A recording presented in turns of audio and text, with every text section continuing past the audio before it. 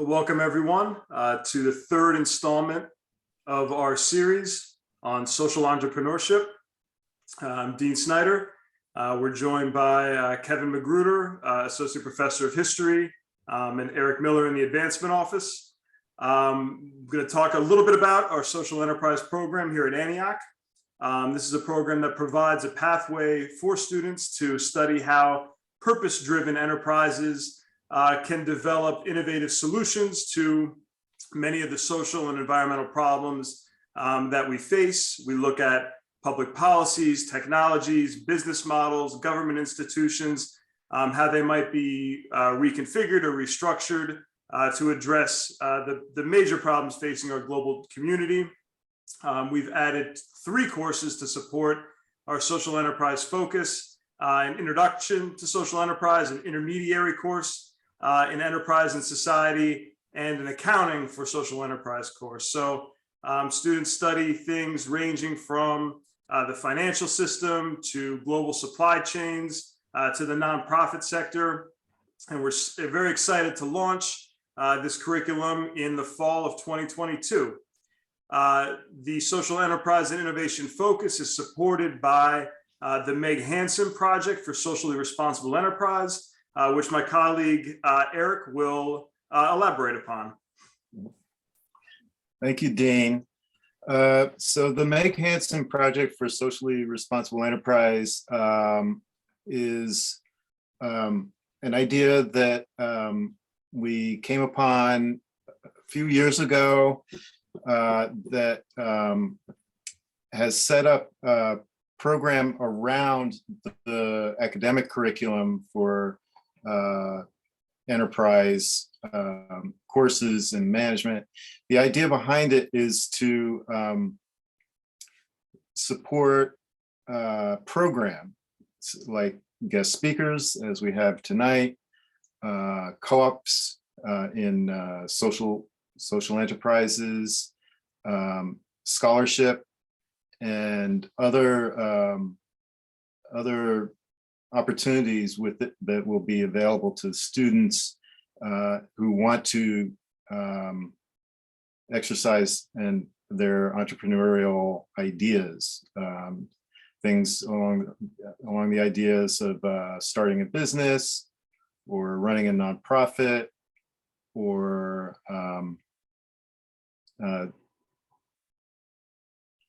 and it focuses on the implementation of those ideas, because our students often know what the problem they want to solve, but they don't necessarily have the practical skills on how to do this. So the intent of the Meg Hansen Project is to make those kind of skill building opportunities available.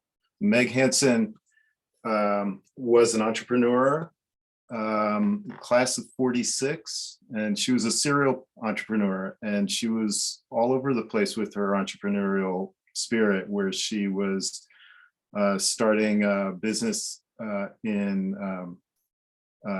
camping supplies, and then she was involved in water projects, and she was an organizer of women in business, one of the founders of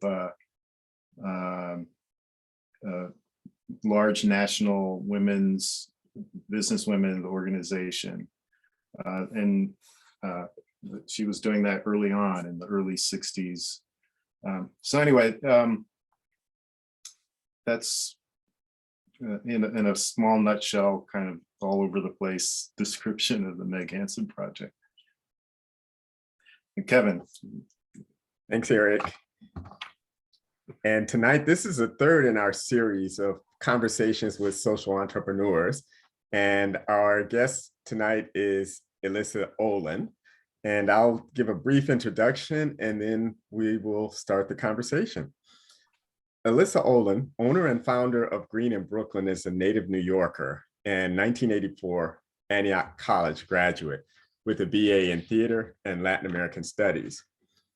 Post-graduation, Elissa served as Assistant Dean of Admissions at Antioch for a number of years. From there, she moved to California, where she earned an MFA in acting at the American Conservatory Theater in San Francisco. While based in California, she performed as well as helped found, taught, directed, and administered at the UAA Summer Theater Conservatory in Alaska and New Zealand. Elissa performed in numerous stage performances throughout the country and New York. She expanded into film and commercials, as well as side hustles, including event planning, technical writing, and more. She left the theater after growing disconcerted with the business side of acting and opened Green in Brooklyn shortly thereafter. Currently, she is owner and founder of Green in Brooklyn, now operating in its 13th year.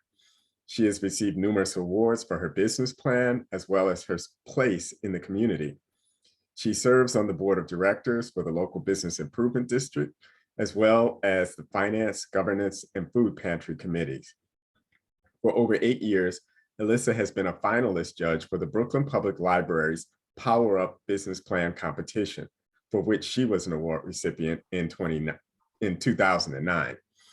She has been a mentor and host for the Youth Empowerment Mentorship Program since opening, and established the YIMP Initiative Award for the summer intern who best embodies the spirit of compassion and social activism. She continues to try to live up to Horace Mann's eternal dictum, be ashamed to die until you've won some victory for humanity. So welcome, Elissa. Hello, and thank you for having me. Can you tell us a little bit about Green in Brooklyn, and then we'll talk about how you came to the idea for this store and some of the challenges and opportunities? Sure. Green in Brooklyn, as you said, it's an eco-friendly home goods and gifts and essentials shop. We're located in Clinton Hill, which is a kind of fabulous little community in Brooklyn. I always feel like I'm in a small town in a big city. It's very community oriented, very diverse, very creative, very accepting. And there's just a really strong level of community spirit, which is a really huge part of why I'm here rather than anywhere else in Brooklyn or New York City. As you said, I've been open 13 years, which is crazy to me because I remember leaving Antioch and thinking at all these spots along the way, I haven't been anywhere for more than 3 months. I haven't been anywhere for more than 6 months. I haven't been anywhere for more than 1 year. I haven't, and now I'm here for 13 years at the same job, which is certainly not what Antioch taught me with the co-op program. But I love what I do, and am always grateful for being here and for being able to do this almost every day of the week. What was the transition from being involved in theater, performing, to operating a retail business? The decision was a very personal one. I had been doing a lot of stage work throughout the country, basically touring and doing amazing productions with incredible people and getting great responses and reviews and some awards. But even when you're a union member, you can get paid as little as $100 a week. I literally was paid $100 a week for a 2-person show, which was fine because the show was great and I wanted to be there. But there were a series of experiences that happened that really dissuaded me from wanting to continue to do that. And it included sublets that went very wrong and a director who really didn't take care of the actors. And I ended up getting a city subsidized apartment through New York City and had to pay the mortgage, which was difficult to do if I no longer wanted to rent to people who were going to wreck my apartment when I came home and not pay the rent and things like that. So I decided not to continue to tour, and I started doing more commercial work and event planning and catering. And literally one December, I was sitting in my bed with tears coming out of my eyes, doing the ugly cry, going, I cannot do this any longer. This cannot be my life. I wasn't making enough money to have sold out. And I was working for, in both cases, communities that had more than enough. In commercials and in event planning and catering, you're working for folks with large budgets and folks that have enough. And I was living in Bed-Stuy in early 2000s in a community that didn't have enough and didn't have extra. And each of the places I was working, we threw things out, we wasted money, we wasted food, we wasted materials, we wasted time and energy, in my opinion. And on top of that, I wasn't making enough money to pay my bills. And I was like, everything about this is not working for me. And my spirit is breaking. And I literally took out a book and started writing down everything I had ever done that I could do again. And any job that I might possibly be capable of doing so that I could no longer do what I was doing at that time. And I wrote down, go back, only audition for Broadway rather than for touring productions, dig ditches, wait tables, babysit, user manuals. I used to do beta testing and write user manuals and do tech writing. And I just kept writing down anything else I could possibly do. And the shop kept coming up. And when I was thinking about what would actually build my spirit rather than break it down, a lot of the jobs on that list were crossed off. Like I just was like, I'm not going from one thing that breaks my heart to another. Tech writing, I could make money, but I would have died. I mean, emotionally, I would have just died. I hated doing that. And when I came up with the idea for a shop, I initially wasn't thinking about eco-friendly. I went through a couple of different things because at the time I was considering whether I would start a family, and I had a pet, and I was like, I could have a child store and I could have a pet store and I could combine them. And I was like, it doesn't grab me. And I was like, well, why are you looking to do something else? And I said, because I feel like I'm not doing what I should be doing. And then Horace Mann is what we all hear. For any of us who have gone through Antioch, that old man is in the back of our head for the rest of our lives. And I was like, I'm not doing work I love. I'm not making enough money to survive. And I'm not making a positive difference in this world. And I have to do better.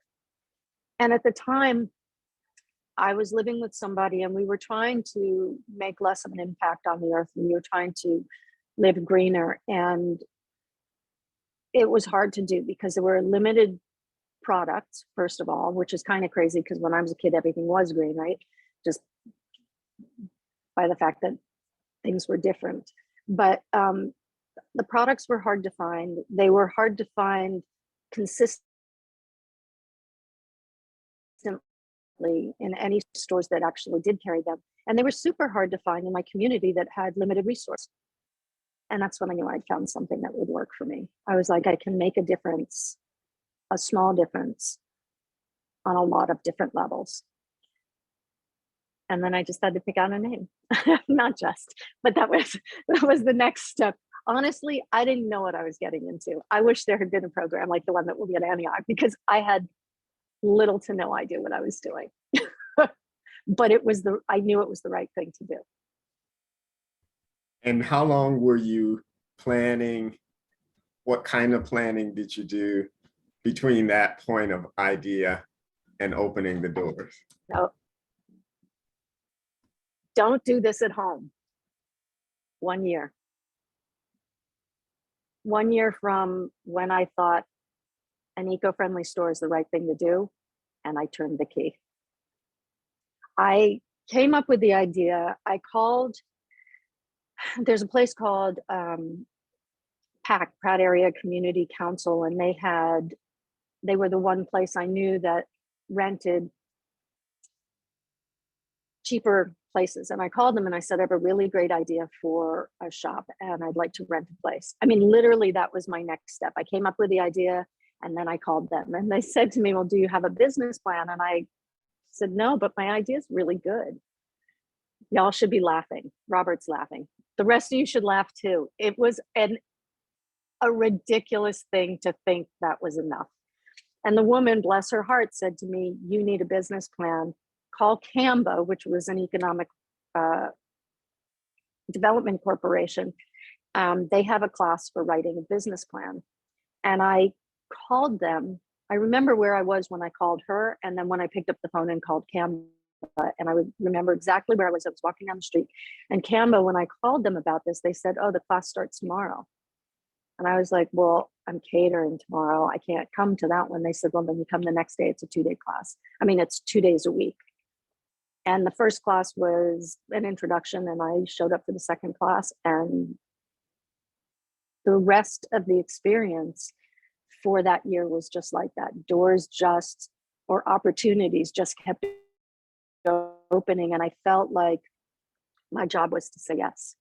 And I said yes so much that I actually ended up opening in a year. And for anybody who's listening to this and considering opening a business, typically it takes 2 years or more. It does not take a year. Don't try to do it in a year. If it happens, bless your heart. But I felt like I was on a roller coaster that was only going down. You know, we weren't doing the slow up part. We were just on the down, and it was fast and it was going, and I just had to hold on and keep saying yes. And in the end, it worked.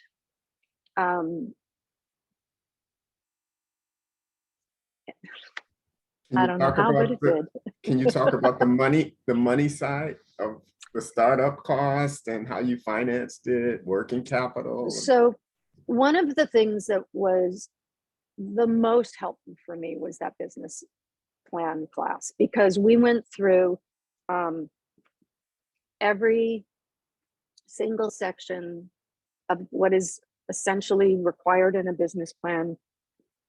The class was 10 weeks. It was 2 days a week. It was 3 hours a class.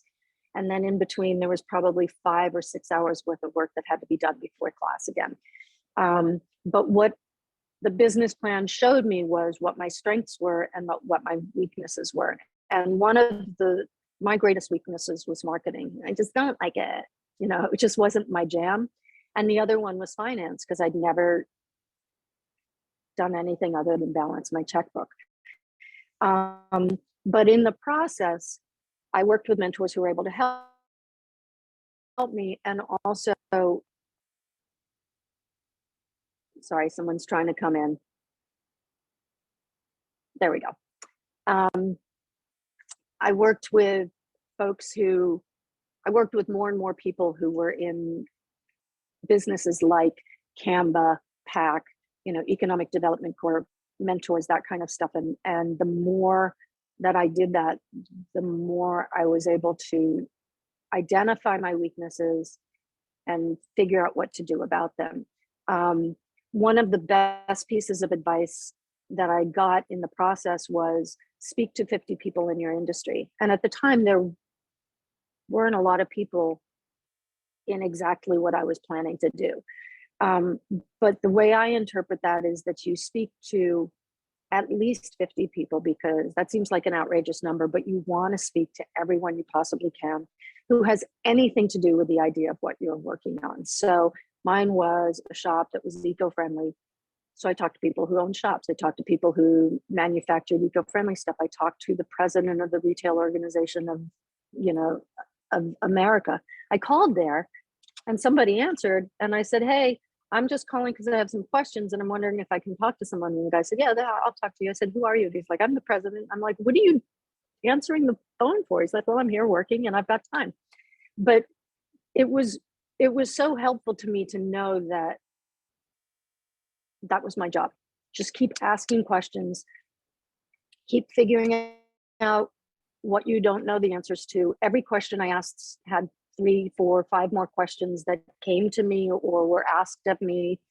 And in the end, the finance side of it, to get back to what you were saying, I really benefited by working with folks in the Economic Development Corp, working with people who specifically addressed finance. And Canva, the ones that I wrote the business plan with, also offered a grant, which was not pretty much a given, but an easier grant to get than some of the others. It was $15,000. And they said, come to us, we'll do the finances with you. If you can qualify for this grant, it'll open the door to others. And so I did that. I got 15,000. I'll be very frank and open about money. I talked to a lot of people through the Power Up Business Plan competition, and just by matter of being here, I'm very straightforward about numbers. Remember, this is 13 years ago, so the numbers are different now, but I received a loan from them for $15,000. I then went to another group called Renaissance, which is another economic development corp. They were in Chinatown, and not as easy. Those guys were tough. But at that point, I had finished my business plan. I had honed it and entered it in the business plan competition. And I had a solid plan. I had a very solid plan. And I knew my plan inside and out. So when I went to them, who asked more of me, I was able to be clear about what I needed and wanted, and to be clear about answering their questions. They gave loans up to $50,000, and I said, that's what I needed. And they said, for what? And I said, to open my store. Again, remember, I had no experience with business classes or any of that.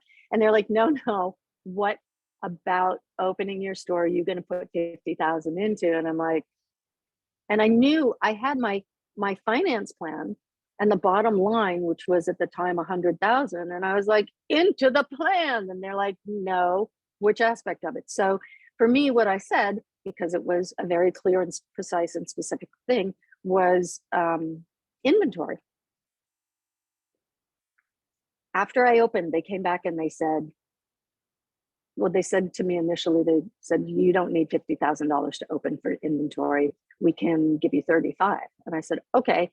And then when I opened, they showed up one day and they said, we need to see your store. There it is. And we need the receipts for your $35,000 worth of inventory. And at the time, my store was very bare, but my door was open. And I'd only spent 25,000. And when I gave them the receipts, they're like, well, 25 is what you get. And I'm like, no, I need 35 on my shelves. They're still empty. And they're like, you're open. And it was 35 to open, and you're open. You don't need 35 to open because you're open. So I had a $25,000 loan. I had a $15,000 loan. The apartment that I had in New York, in Manhattan, that I had sold, it was a city subsidized apartment. So I had been able to get in with reduced deposit and with a subsidy on the mortgage, and I had to pay a portion back when I sold it. And but because it was the time and it was New York, I made a lot of money, a relative amount of money on the sale. So I had cash. I put 60,000 of my own cash. I basically drained my cash that I had from that sale. And I got 2 credit cards. This is also a really good thing to know about, and it was very helpful for me. I got 2 credit cards for the business that were interest-free for a year.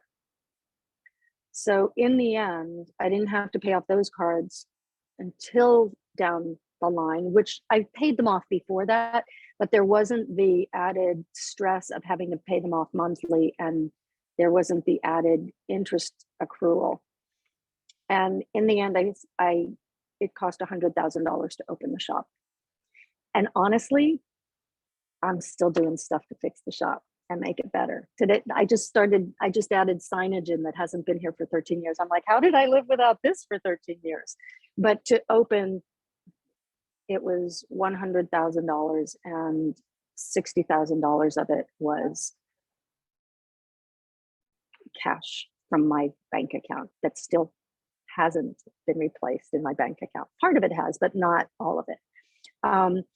The other thing is that in getting those loans, I was required to, it was suggested to me, although I have excellent credit, it was suggested to me that banks would not be the place to go, that banks don't typically finance small businesses. And in order to get the loan from Renaissance, those are the hard ass guys, I had to co-sign my apartment to them. So if I reneged on the loan, they could go after my apartment. If I didn't have the cash and they also needed to know about the cash. So I was the poster child for the best possible scenario I could have had, which is I had cash, I had excellent credit, I got an initial loan that opened the door to another loan.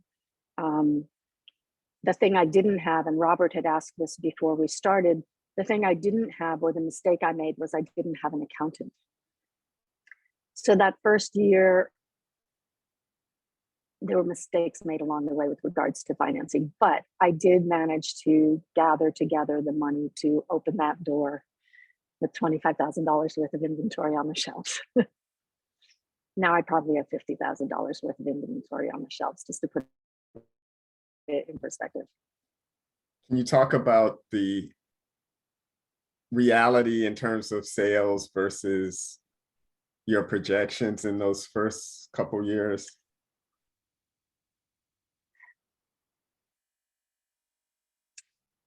You know, I didn't go back and look at my projections, but what happened is it was 2009 when I opened, 2008 when I wrote the plan, and it was right when we had a crash, right? Like everything was sort of falling apart. And I had gone to the opening of a business maybe the fall before I opened. I opened on Earth Day, which is April 22nd in 2009. And I had gone to a place and maybe a couple miles from here who was an eco-friendly housewares, not housewares, but house shop. And so they had pillows and furniture and that kind of stuff. And I said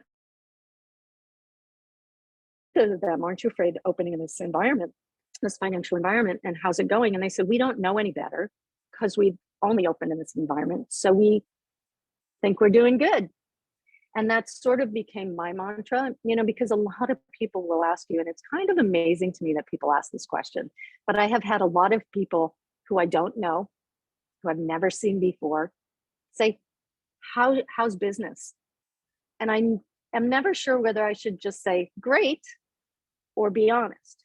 I like to be honest, but is it their business to know how I'm doing? So for me, my standard has always been, did I pay my employees? Did I pay my vendors? Did I pay my rent and my utilities? If I did that, I'm doing great. And I've always managed to do that. So from the beginning, you know, I opened in an economic time that was just not great. So I just looked at it as anything that improved, I was doing great, and did. You know, there was no way to go but up. But,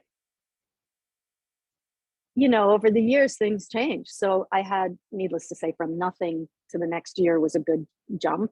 I opened in a community that didn't have really any retail.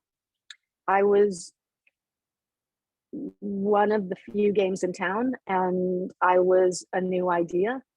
I got a lot of support from the community. I got a lot of support from the business district. They're very, very supportive on this avenue of the small businesses. But that doesn't mean that over the years, there haven't been years that totally bottomed out. You know, I mean, I've gone up 30% in a year and I've gone down 30% in a year. And interestingly enough, the 2 COVID years, because I'm sure that'll be a question, I was able to maintain from 2019 through 2021 on an even match. I was up maybe 1 or 2% or something like that. This year is another story. I'm down 10%. And I'm doing everything I can to sort of change that, but you can't control everything, you know, and it's very interesting time. And what I said earlier, I think before we started taping, is I feel like as a business owner, my job is to run the store, to grow the store, to serve my community, but it's also to solve problems, because you stay in the business long enough, you solve a lot of problems, you know. Can you talk about Antioch and how that relates to what you're doing now? I think Antioch relates to anything you do anytime after you leave there. I mean, you can't get away from it. First of all, the whole Horace Mann victim to be ashamed to die until you've won some victory for humanity. I think it's hard to leave Antioch without that echoing somewhere in your brain, that you should be doing something good, something that helps, something that improves the world or the world around you. But also, one of the things when I was at Antioch, we didn't have specific classes that we had to, we didn't have to take Math 101 and History, 201. We had to take, where were they, Eric? We had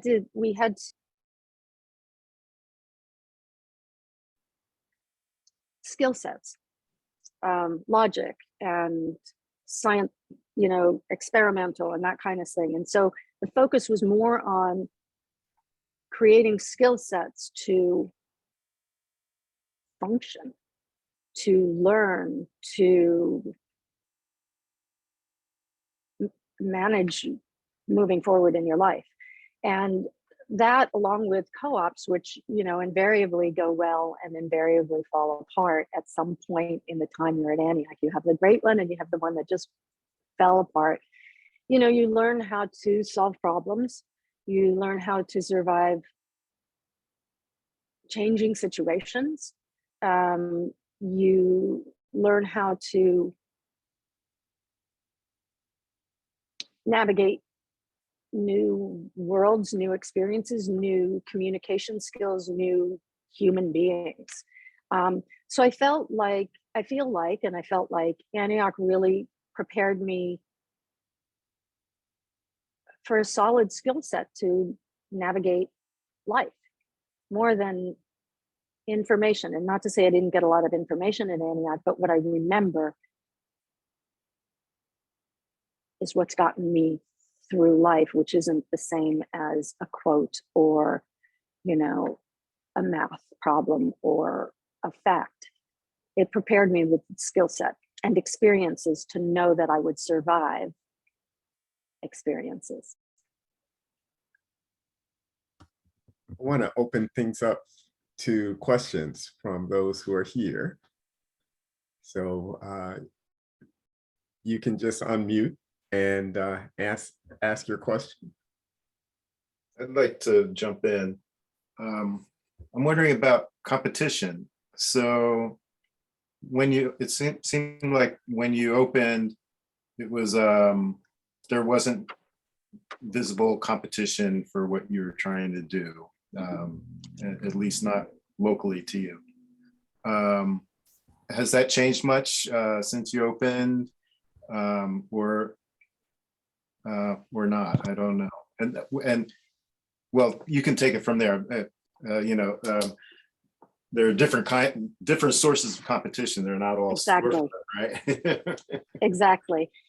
One of the things that was really important, there's everything in a business plan is really important, but what was really important for me to really consider was what was my competition. Because initially when I came up with my really great idea that I needed a rental space for, I thought no one else had ever thought of it ever.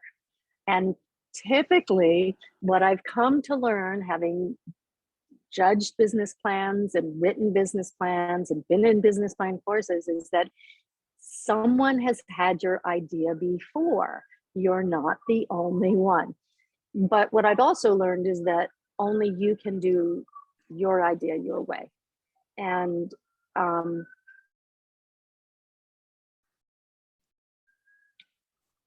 so one of the things that we were really encouraged to do in the class, and one of the things that I've really taken with me as a business owner, mentoring and speaking to other business owners, is, I mean, mentoring upcoming business owners and speaking to other business owners, is that holding the information back doesn't help me. It doesn't help anyone.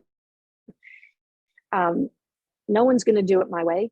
I can't do it any other way than my own. Like this is my vision, and it's not that it's brilliant. It's just all that was in my head. Like that's all that came out. I did what I could. But no one else is going to see it the way you see it. And as you started to say, Eric, competition is in different forms, right? So I had to think about what was competition. Well, for one, Target is a mile away. Target is competition. They carried some eco-friendly products. How do I compete with that? Is that really possible? And there's an answer to that, but yes and no is the answer. But I cover so many things in my shop that there are so many other businesses that could be competition. The beautiful thing about our community and our neighborhood is that the other retail shops that have gift stuff or some aspect of their business is that there's two others that have been on the avenue, not as long as I have, but for a number of years. They're both run by women. And we've been very complimentary. When there was a health food store across the street, I didn't compete with them. I didn't carry what they carried. They didn't carry what I had. I even had them come over one day and they said, "Are you carrying those diapers? Because if you are, we're not going to." We're such a small community, such a small neighborhood, and such a small town neighborhood in this big city. We've really worked on complementing rather than competing with each other. However, there's a new guy on the block, 2 blocks away, who has chosen to compete instead. And that has made a difference in my business. He's carrying a product that I've carried for 13 years that I asked him not to carry, because we're all complementing rather than competing with each other. And it was such a large portion of my inventory. And he said, "Let me think about it." He came back with a number of ideas and ways that he would sort of keep carrying it, but make it possible for it to not affect me very much. And in the end, he didn't do any of the things he proposed, and he cut the price by 20%. So did you say cool? No, I was laughing. I'm sorry. I Yeah. should have muted. I'll stay muted. Sorry. No. Well, it's really affected my bottom line. And so what I've done is continued to think about the things that I don't have yet in my shop, that we don't have on the avenue, that we will need or would like or want. So specifically, I'm expanding. I have a refill station. I'm expanding that further. It's always been pretty comprehensive. I used to have a large children's section. I reduced that when a kids store opened. They since closed, so I'm expanding that. We don't have a bookstore. I'm expanding our book section. I'm bringing in records, used records. So I stay within the whole eco-friendly mission and continue to fill in and beef up the areas that are not currently being represented on the avenue. But, you know, it's another one of those cases where I know how to solve problems. I'm always going to have to solve problems. I own a shop, and so I'm solving problems. So yes, there is the competition changes all the time. And it's nice when you have a moment when you feel sort of complacent, but you must know that it will never last. It will never last. Something's going to change, and your job is to figure out a way to change with it. If you don't like problem solving, don't open a business or puzzles. Other questions? I have lots, but I'm going to wait till other people. I don't want to just. I have prevent another everything. question if Others. I'll go. Elissa, can you kind of take us down to the everyday? What is your day like? Getting up in the shop, talking to other business owners, et cetera. What's a typical day like for you? Well, you know, it's changed over time, this whole COVID thing, and as I call it, all the other things that came with it. It's changed. Currently, for the first time in 13 years, I'm working 6 days a week. So for me right now, it's a slow marathon. So we should start at the end of the day. After I close, I go home, feed the cats, I eat some food, and I find the calmest, quickest way to get to bed early. I don't intend to be doing 6 days a week forever, but with the way the economy is right now, I may be doing it for a while. And so my biggest focus is on maintaining my mental and physical health, eating well, reducing my alcohol intake, not staying up late. In the morning, the good thing is that I open at 11. So I have a few hours in the morning to do a chore or two so that I don't have to do them all on my day off. Take some time for myself with reading or puzzles or catching up with folks. And then the lovely thing is I live a mile away, so I walk to work. Regardless of the weather, I get to see what's going on around me. And I find the walking time is really helpful to sort of sift through and sort through what's coming up next, specifically in that day. And then on the way home, you know, sort of what I need to look into going forward. I don't know how detailed you want me to get, but basically, you know, I open the store and I make sure it's in order and it's clean and products come in and I put them in the system and I price them and I get them out on the floor. One of my old bosses from when I was a kid, who's been very helpful with this shop, gave me a framed piece of art that used to be in their shop, which said you can't sell from an empty wagon. So when products come in, I get them out on the floor as quick as I can.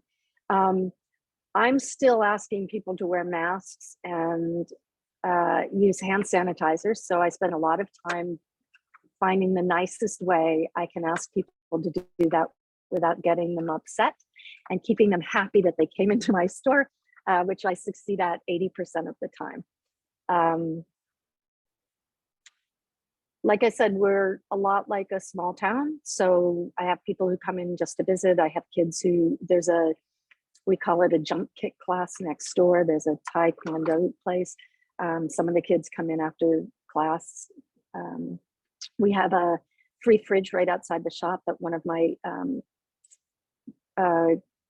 customers is hosting and asked if we could host in front of the shop. So sometimes I go out and visit with her or clean it up or check it out. Sometimes I go into Manhattan to pick up chocolates before I open, but I'm here basically 10 to 7:30, 9.5 hours or so, depending on what's going on, sometimes a little longer. And I'm doing the slow marathon right now. When I'm not working 6 days a week, which has been, you know, you know, a little earlier. I wasn't working 6 days a week before this year. This year is just sort of a magical phenomenon that I haven't seen for a while. Then I live a normal life, you know, on the weekend, not the weekend. I usually work the weekend, but I take my time off and I do normal things. Right now, I'm just maintaining. I have some health issues. I have Lyme and I have some other issues. So my big focus is on just being able to continue to stay strong and healthy to just work and work and work for now. I'm expecting and hoping that that's going to shift, but you know, with the past couple of years, maybe it won't. We don't know. You know, there's so much unknown and so many, like who thought of monkeypox for Pete's sake? You know, like who knows what's coming next? Currently, I'm running the slow marathon. Thanks for that. Robert, you said you had a question. Well, I have a number of questions, but I'll start with the most basic background, just to get an idea of the size of, first off, I'm enjoying this. I thought I was hesitant to come. This sounds like it's going to be boring, but this turned out to be a lot of fun. I'm really enjoying this. Great. Thank you very much. What was I going to say? Just a background question to have an idea of what kind of, not the kind of store, but the size of store that you're dealing with. What's your annual, I know it varies from year to year, but give me an idea. What's your annual revenue and your EBITDA? It's about 300,000. You know, and and what's it's your sort of, what's your EBITDA? what's that? Earnings What is- before depreciation and should be interest. I have no idea. I now Well, it's have a basically very your, good accountant.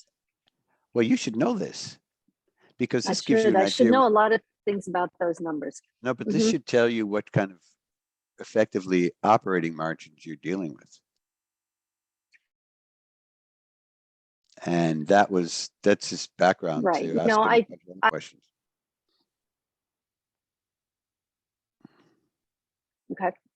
Oh, EBITDA, that's what the, yeah. Um, Go ahead. I'm sorry. I interrupted. I honestly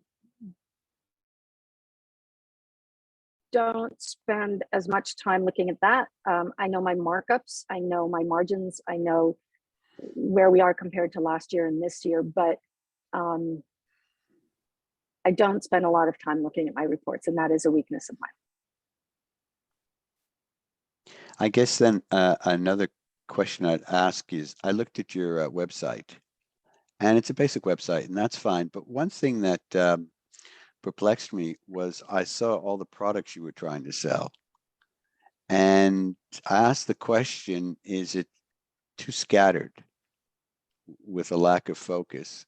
And or is this creating a lot of inventory that doesn't have sufficient enough turnover, which necessitates a lot more working capital?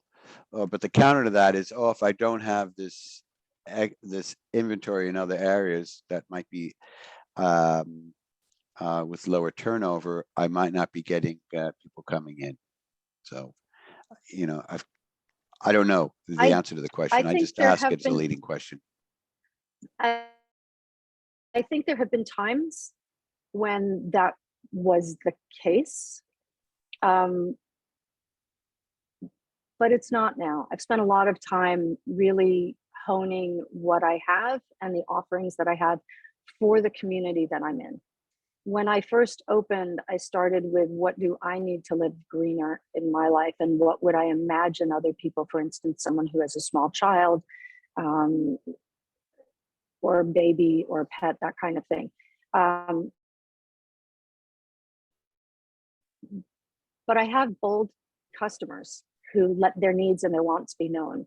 But what is a bold customer? Really, why aren't you carrying this thing I want? Okay, I understand. And I'm like, what thing is it? Tell me about it. I may be interested. And sometimes I'm very interested. The other day I had somebody, I also have bold vendors. I had a fellow call and he said, I'm calling from Coney Island. We produce Castile soap here in Brooklyn, and we're interested in coming into your shop. And I said, oh my God, it's on my list of what I need and want. Come visit. So I started with what I needed. I started with what I thought other people would need. I added things that people specifically asked for. And over time, I've gotten rid of the things that don't move. I think that's a continuous project. I won't even call it a problem, though I could probably call that a problem too. But it's a continual puzzle because things change. There's some things that, oh my God, all they did was sell and now they're not selling. So maybe I won't get them, and maybe they've had their time. There's other things that I bring in that all of a sudden are selling that I was going to get rid of. So it's an ongoing process of what works and what doesn't. But my store really is more of, I call it home goods and gifts. That's what it was initially, but it really is essentials as well. And I stayed open during the close down of the pandemic because I carry hand sanitizer, I carry toilet paper, paper towels, refillable cleaning products, tampons, soap, shampoo, conditioner, that kind of thing. And one of the reasons I do is that was stuff I needed and wanted to live greener. But also one of the questions I was asked, well, I'll get to that in a second. I went to one of the other stores that was an eco-friendly store. I thought I had the only one, and there were actually two. And I went to one of them, and actually to both of them, and I realized that as lovely as they were, they had a lot of fun stuff, but they didn't have a lot of stuff that was useful. And as much as I wanted to go back and support them, after I bought a pair of earrings and I got a cup, there wasn't anything I needed. And I don't have a lot of money to just spend on things. And I also don't like a lot of things. And I was asked, why would someone come back to your store? And because I'm really nice and I have really great customer service, and I have toilet paper, which they use up, and I have locally made chocolates that are beautiful that nobody else carries, and when you eat them, they're gone. I have CBD, I have cleaning products, I have postcards, I have, so I have books, I have gifts, but I have essentials. So my focus has always been, what do people need? We're a small community, there's not a lot of resources, there's not a lot of stores that carry retail that aren't chains or otherwise. What does my community need and want? And then I try and serve them. And if at a certain point it's not working, then I try and get it out of my store whatever way I can. And like I said, ultimately, I'm paying my bills and I'm still here. And sometimes that's your job. Sometimes your job is making a big growth spurt, and the other times it's getting through the harder times, and I've done both. I've had to do both. Eric, you said you had a question? Yeah. I've been trying to think how to frame it. In my work, so I used to be faculty, and I would get a snapshot of a person's life for 4 or 5 years, while they're going to college. If I'm lucky, I get to, establish a nice relationship with them, and I hear from them after they graduate, and we're friends, and you stay in touch and you kind of see their lives. But then when I moved over into an advancement, I got to see it was a longitudinal view. So I'd known 18-year-olds, and some of the first people I met with were 90-year-olds, and then everybody in between, to see where they are and what they're doing. And because I'm in fundraising, I go out and see people, who have businesses, or, they've been successful and financially. And one of the things we often saw was, regardless of the industry or the business that they were in, they were doing things differently from other people in the same businesses, same industries. So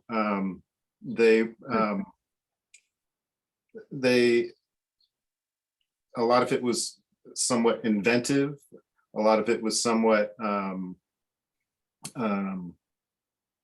philanthropic or socially responsible, higher ethical standards, those kinds of things. So, I mean, you have a business that is based on an ethic, but I'm wondering about in terms of how you do business. Do you see differences in how you do business that are kind of different in a kind of Antiochian way? Well, there's a couple of things. One is where I chose to open. I chose to open in my community. I walked to work. I consciously decided I wanted to serve my community, be a part of the community, do what I could to support the community. Why I opened on Myrtle Avenue was in large part because as I was looking in the neighborhoods, I spoke to the person who reaches out to new businesses and from the BID, the Business Improvement District. And she specifically talked about the community aspect of Myrtle Avenue. And she specifically talked about the events and planning that went on with the Business Improvement District to support the community. And so I really decided this was the community that I wanted to be in because their focus was community. Community was a big part of it. Another aspect of what may be a little bit different is, when we were doing our business plans and I entered a couple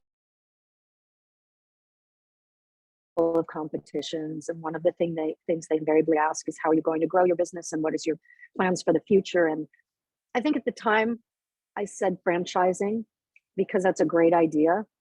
But what I came to realize is that I don't want to open any franchises. I want to make a difference where I can make a difference.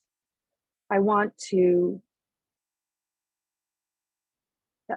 what I want to do, is be a part of this community. And I realized that you can change the world by making a difference in a small place, or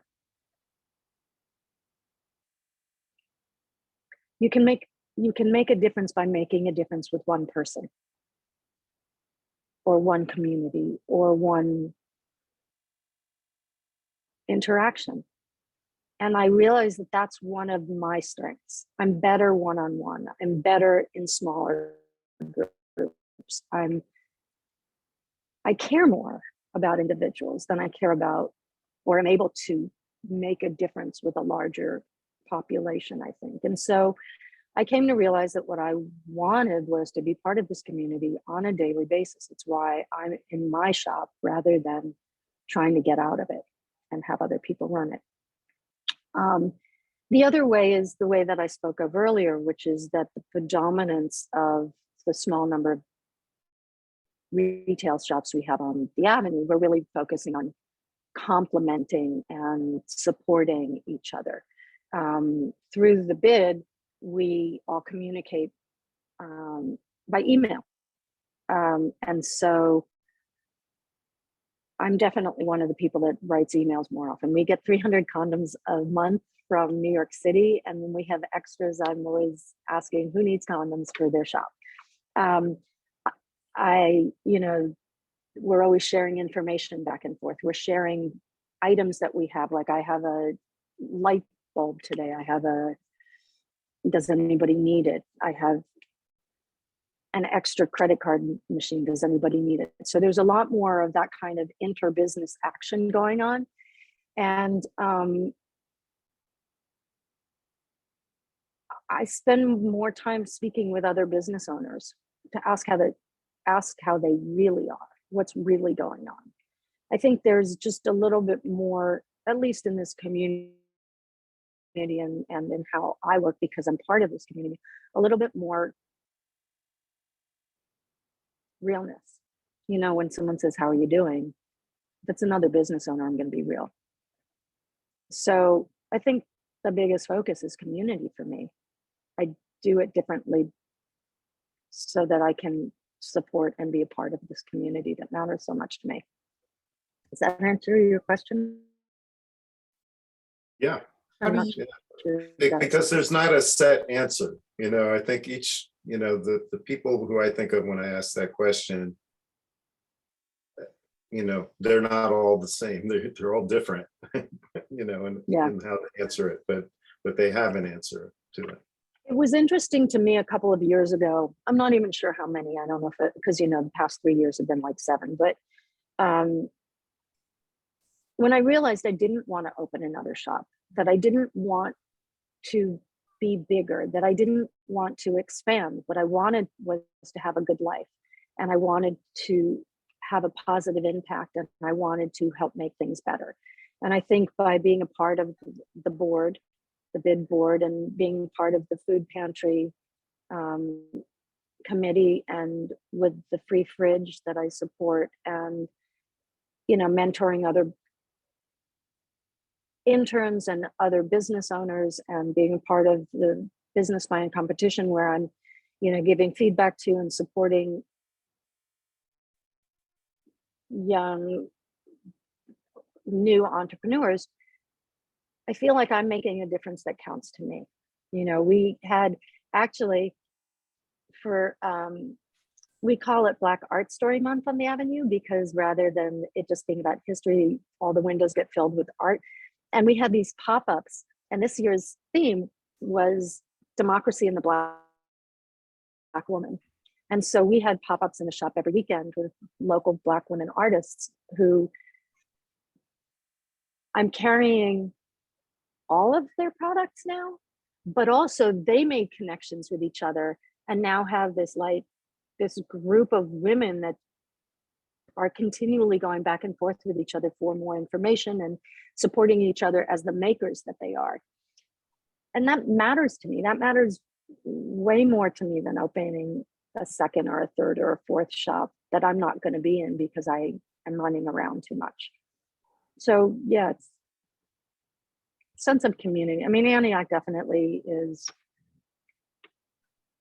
a weird and wonderful little community, right? So that's what I walked away from there is community matters. How do you protect your business in the real estate market of New York City? Oh, you fight hard with those little bastards. That's what you do. I renewed my lease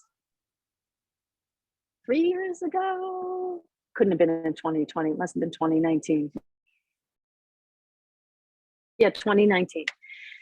And I spoke to the president of the board. So I'm part of a co-op. There's a co-op above me. It's a huge co-op with thousands of apartments.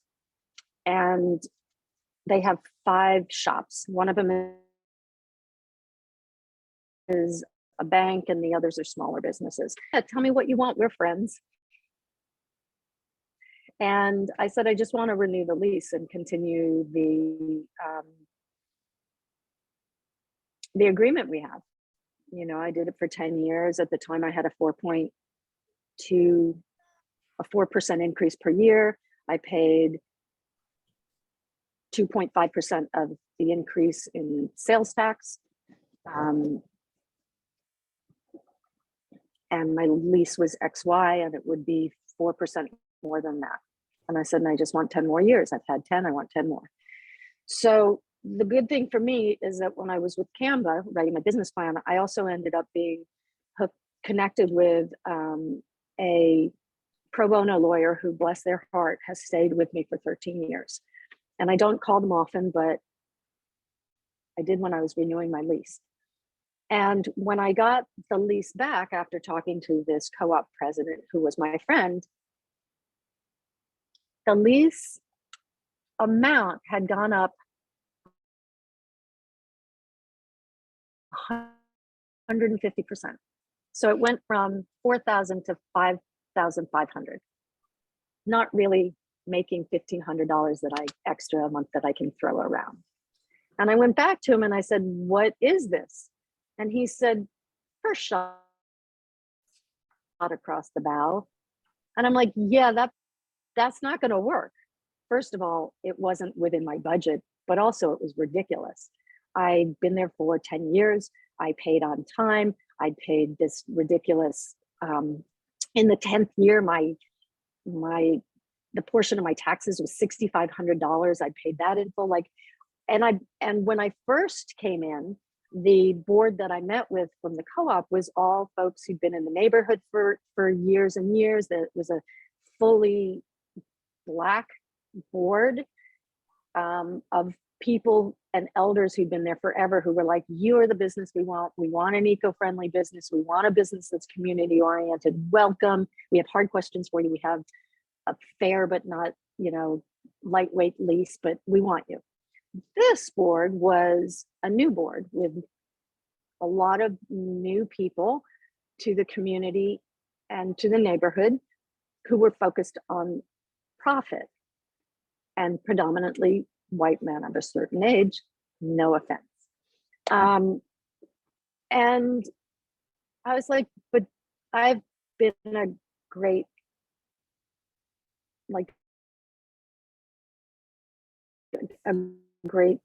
what am I called, a renter, whatever. Anyway, I sat down with my lawyer, and he and I and the president of the bid, came together with a ton of information. And I walked up and down the avenue. I took note of every single empty rental space for business. The bid gave me all the prices that they were asking for those businesses. The lawyer had data from around the city for empty, what was empty and what wasn't, and what were the trends. And also pointed out that to get someone new in there would cost them upwards of $30,000 to $50,000 just in the amount that they would be paying the realtor. And in the end, what I got was exactly what I asked for, but we reduced the increase per year. So they went 1,500 above, and in the end, I got a better thing than I already had. And you got 10 years, a 10-year lease? And I got 10 years. And my intention and hope is I had started the process, and it was recommended to me that I start the process early so that it's ironed out before you get to your 10 years. So I started 5 years in, and the lease literally was finalized right before it expired. It took that long with this foolishness. So my intention in the future is 5 years in, which I think is another 2. I'm gonna start the whole process again. And at this point, I'm starting to look toward an exit plan. I just turned 60, very excited actually. And I'll have been here, it's 13 now, it'll be 20 by the time this lease is up. And hopefully I'll be able to renew the lease with even better agreement. And when I go to sell the business, whoever comes in will have a solid lease. And that'll be part of the selling benefits. Because when you open a business, you also have to think then how you're going to close the business or how you're going to get out of it. We have time for maybe 1 or 2 more questions. Get a good lawyer. Definitely. Get a good accountant and a good lawyer. The key point. Never let them go. Never let them go. Yeah. I have a question about how potentially, well, I don't know if you're already doing, well, one of the things you might already be doing on strategy wise, well, the old subject of expansion, that you've answered that question, but 2 things you might consider looking at. Well, first question to find out whether you do it. Do you do deliveries? I don't currently do deliveries and don't need to currently because the city is wide open and it looks like it's going to stay wide open regardless of what happens with infection rates. Yeah, I was thinking that, well, independent of infection rates, I was thinking that your answer might be, oh, it's too expensive to use whichever commercial service. And what I was thinking in that regard was, oh, yeah.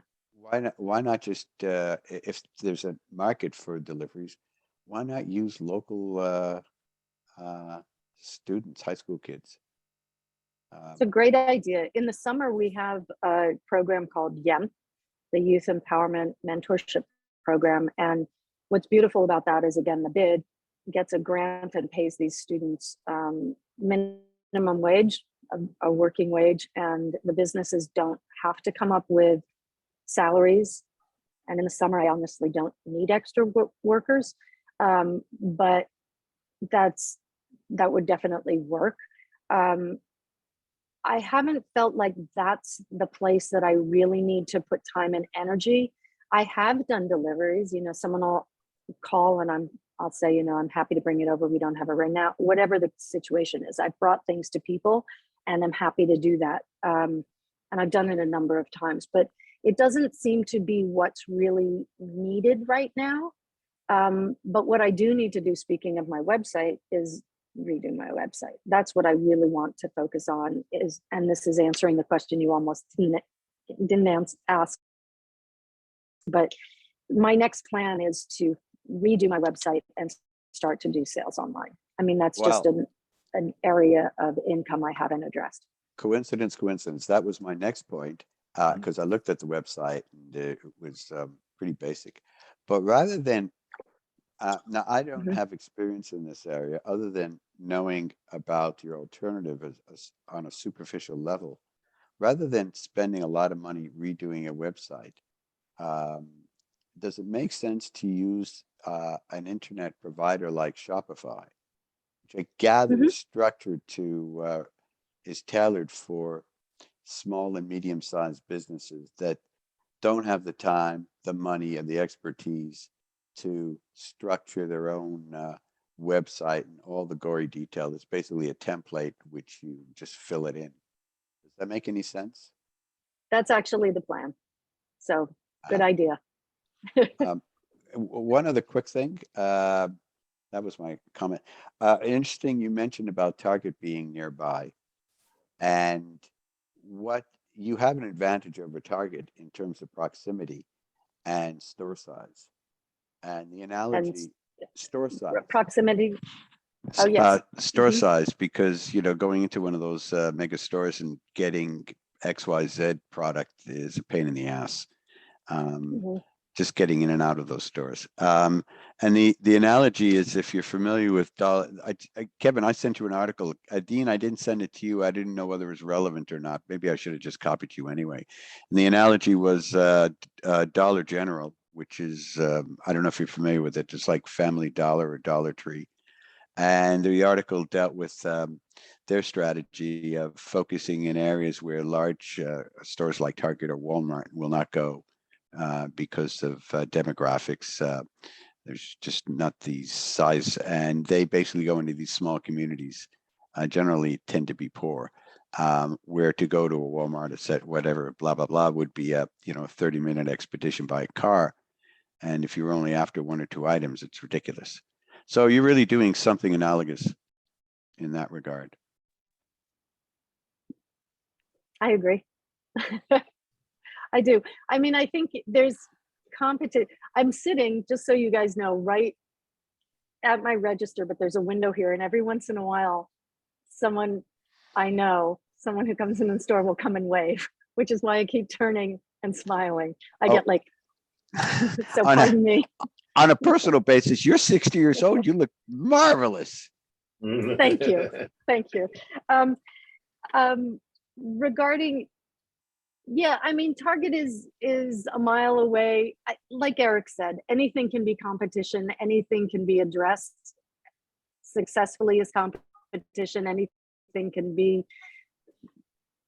an issue.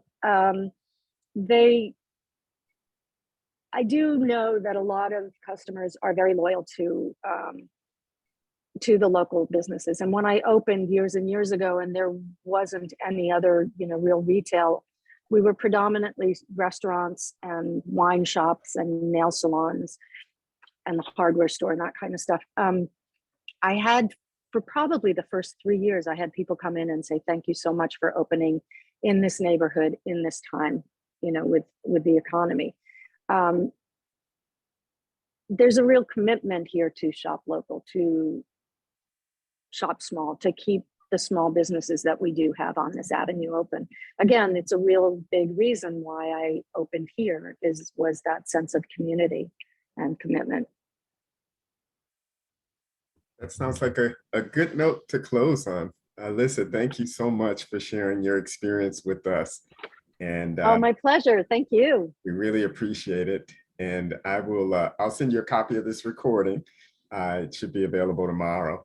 And again, thank you Okay. so much. And thank you everybody for attending tonight. Do you want to see the store? Sure. Yeah. Yes. I don't know what you'll be able to see. I can't actually tell what's being shown. So pardon the, Oh, Can I you have to see go there. It anything? looks like a great shop I could shoplift from, huh? no, you know what? We've got eagle eyes here. Here's our chocolate. Oh, hi.